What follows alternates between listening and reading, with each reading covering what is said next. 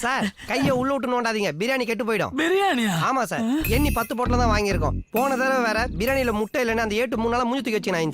பணம் எங்கயா? இருக்கு சார், பத்திரமா இருக்கு. இது எங்களுக்கு பிடிச்சது, இது நாங்க பிடிச்சது 10,060. என்ன இம்புட்டு தான் இருக்கு? வேணா கொடுங்க சார், பிச்சைக்காரன்ட்ட கொடுத்து கை நிறைய சில்லறையா மாத்தறோம். என்ன விளையாடுறீங்க? 75 லட்சம்னு சொன்னானே. எவன் சார் சொன்னது? அது இன்ஃபார்மர் சொன்னான். அதே இன்ஃபார்மர் தான் சார் என்கிட்டயும் சொன்னா.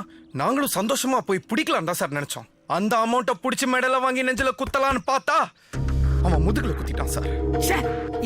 இதே மாதிரிதான் சார், ஆன் த ஸ்பாட்ல இத்தினூண்டு அமௌண்ட்டை பார்த்த உடனே எங்க மூஞ்ச உங்க மூஞ்ச மாதிரி சாணில செருப்ப முக்கி அடிச்ச மாதிரி ஆயிடுச்சு. பிடிச்ச பணம் 10 ரூபாயா இருந்தாலும் கலெக்டர் கிட்ட கொண்டாந்து கொடுக்க வேண்டியது எங்களுடைய கடமை சார். ஆமா சார், கவர்மெண்ட் காசை கையில வச்சுக்கிறது ஜெட்டி போடாம லுங்கிக்குள்ள பீர் பாட்டில சொருகின மாதிரி எப்போ ஒழுகின்னு போனே தெரியாது. இப்பதான் சார் நிம்மதியா இருக்கு. அப்ப நாங்க உத்தரவு வாங்கிட்டுங்களா?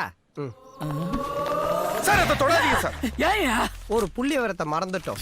செக் போஸ்ட உடைச்சது ஒரு 2300, டீசல் ஒரு 1500, ஆஸ்பத்திரிக்கு ஒரு 3500, பேட்டான் பிரியாணி 2759, ஆக மொத்தம் 10,089 ரூபா.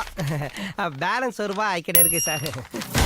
இந்த ரூபாயை நீங்க கவர்மெண்ட்ல ஒப்படைப்பீங்களோ இல்ல கார்பெண்டர் மாதிரி உங்க காதல வச்சுப்பீங்களோ உங்க விருப்பம் சார்.